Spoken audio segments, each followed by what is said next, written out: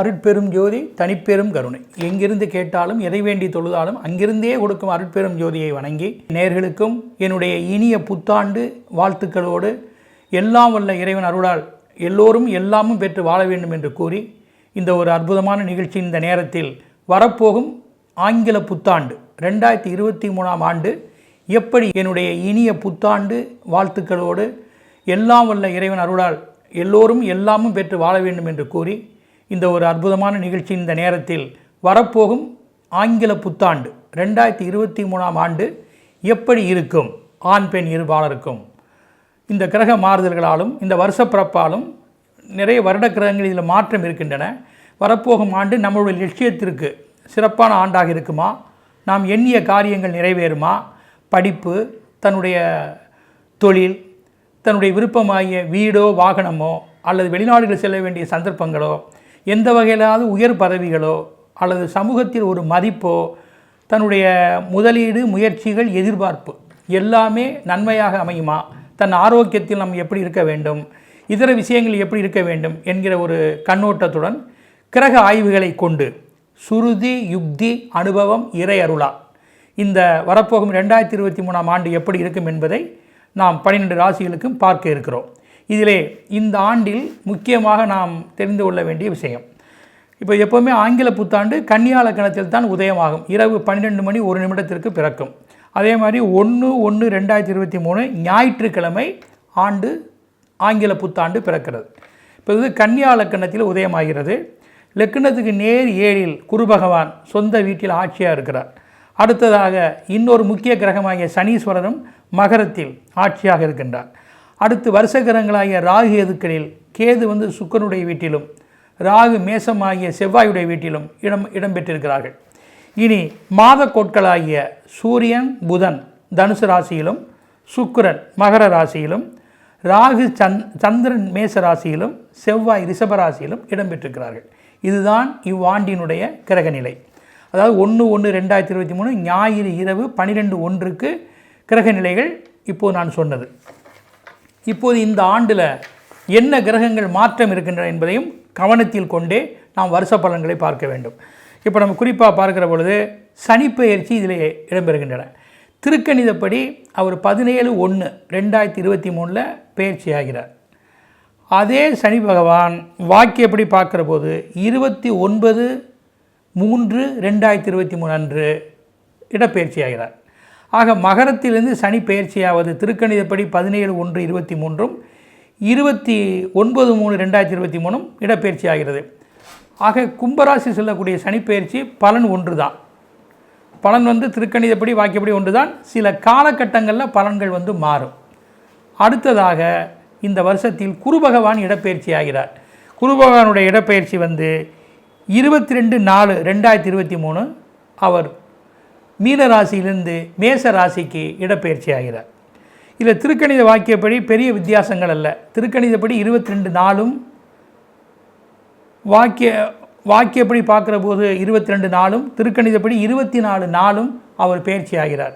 ஆக 2 நாள் வித்தியாசம்தான். ஆக ஏப்ரலில் குரு பெயர்ச்சி உறுதியாகிறது. மற்றபடி ராகு கேதுகள் இந்த ஆண்டின் நிறைவிலே, அதாவது நவம்பர் அக்டோபர் மாதம் வாக்கியப்படியும் நவம்பர் மாதம் திருக்கணிதப்படியும் இடப்பெயர்ச்சியில் இருக்கின்றன. இந்த கிரகங்களை கருத்தில் கொண்டு வரப்போகிற 2023ஆம் ஆண்டு ஆண் பெண் இருபாலர்களுக்கும் எப்படி இருக்கும் என்கிற சிறப்பான பலன்களும் தக்க பரிகாரங்களும் இப்போது உங்களுக்கு நேயர்களுக்கு நான் வழங்க இருக்கிறேன். துலா ராசி அன்பர்களே, நீதிமான், நிதர்சனமாக எதையும் செய்யும் அமைப்புடையவர்கள், பிறரை கவரும் கலை ஞானமும் துருதுருவென்று உழைக்கும் துளாராசி அன்பர்களே, உங்களுக்கு இனிய புத்தாண்டு நல்வாழ்த்துக்கள். ஆண்டின் வசீகர தெய்வங்கள் முக்கிய அம்சங்கள். ஆண்டின் தெய்வம் பஞ்சமுக கணபதி, பஞ்சமுக ஆஞ்சநேயர். வசீகர எண்கள் 21, 26, 87. இந்த எண்கள் உங்களுடைய உடைமைகள், தொழில் நிறுவனம், சீக்ரெட் நம்பர், மொபைல், வாகனம் மற்றும் பயணங்கள் இவற்றெல்லாம் இடம்பெற்றால் மிகவும் ஆதாயத்தை தரும். அதிர்ஷ்ட நிறங்கள் வெண்மை, பிரவுன், ஐவரி. இந்த வர்ணங்கள் உங்களுக்கு வளம் சேர்க்கக்கூடும். அதிர்ஷ்ட திசைகள் தென்கிழக்கு, வடகிழக்கு, மேற்கு. இந்த திசையினுடைய முயற்சிகள், பயணங்கள், திரவிய லாபங்கள் யாவுமே உங்களுக்கு பயனுடையதாக அமைந்துவிடும். அதிர்ஷ்ட சின்னம் கருடன் தாமரை. இந்த சின்னங்களை நீங்கள் பயன்படுத்துவது சிறப்புடைய ஒன்றாக இருக்கும். இவ்வாண்டின் முக்கிய அம்சங்கள், அதாவது வருஷ கிரகங்களில் சனீஸ்வரர், ராகு, கேது, குரு இந்த நால்வரில் குரு சனி மட்டுமே ஏப்ரல் வரை பலமாக உங்களுக்கு இருக்கிறார்கள். அதாவது குரு சனி இவர்கள் ஏப்ரலுக்கு பிறகு, அதாவது மார்ச் வரை இந்த 4 கிரகங்களுமே நன்மை இல்லை. தொடர்ந்து ராகு கேதுகள் இந்த ஆண்டில் மாறுற வரையில் உங்களுக்கு சாதகம் இல்லாமல் தான் இருக்காங்க. ஆனால் அதில் சனியினுடைய மாற்றமும் குருவுடைய மாற்றமும் உங்களுக்கு சாதகமாக அமைகிறது. உங்களுக்கு அந்த சனியினுடைய மாற்றம் சொந்த வீட்டுக்கு செல்வது யோகாதிபதி ஒரு பெரிய நன்மை. அடுத்ததாக குரு பகவான் 7ஆம் இடத்திற்கு வசீகர ஸ்தானத்திற்கு உங்கள் ராசியை பார்ப்பது அடுத்த நன்மை. இதனால் ஏற்கனவே இருந்து வரும் எந்த ஒரு பிரச்சனைகளுக்கும் சீர்படுத்திக் கொள்ளலாம்.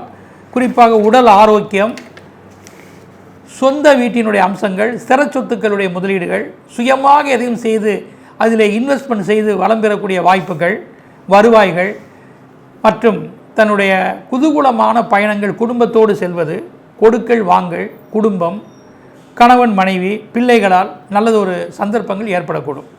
மீடியாவில் கூட உங்களுடைய திறமை பேசப்படும். நீங்கள் நினைத்த சில விஷயங்களை சற்று எடுத்து செய்து கைகூடுவதற்கு இந்த கிரகநிலைகள் மிக பெரும் அஸ்திவாரமாக இந்த ஆண்டில் இருந்திடக்கூடும். சித்திரை 3-4 பாதங்களில் பிறந்தவர்களை இதன் யோக அதிபதி குரு செவ்வாய் வீட்டில் அமைவதால் தொழில்நுட்பம், கூட்டு முயற்சி, சிறச்சொத்து பாக்கியங்கள், உடன்பிறப்புகளுடைய உறுதுணைகள், தைரியம், சரீர பாதுகாப்பு, சமாதானம், சன்மானம் இதன் அம்சங்கள் யாவும் நன்கு அடைந்திடப் பெறுவீர்கள்.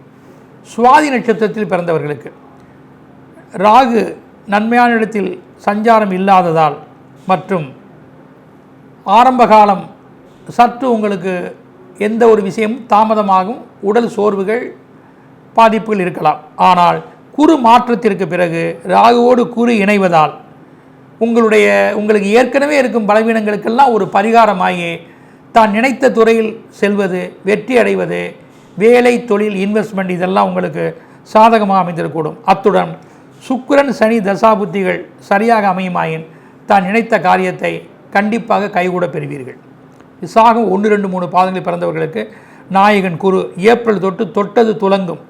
திருமண வைபவம், குவா பாக்கியங்கள், பெரியவர்களுடைய ஆசிகள், சேத்திராடனங்கள், வீட்டிலும் தொழில்நிலையத்திலும் விசேஷங்கள், முக்கிய விஐபியுடைய வருகைகள், குழந்தைகளுடைய வைபவங்கள், குலதெய்வ வழிபாடுகள் யாவும் களை கட்டி தன்னை யார் என்று உயர்த்தி காட்டுவீர்கள். அது மட்டுமல்ல, உங்களுடைய உயர் படிப்புகளும் பாடி செல்லக்கூடிய சந்தர்ப்பங்களும் பயனுள்ளதாக அமையும். பந்துக்கள், படிப்பு, குடும்பத்திலேயே குரு பார்வை, குடும்பாதிபதியே குடும்பத்தை பார்ப்பது. உங்கள் குடும்பத்தை பொறுத்தவரையில் எல்லோரும் சற்று உங்களுக்கு ஒத்துழைப்பாக இருப்பார்கள்.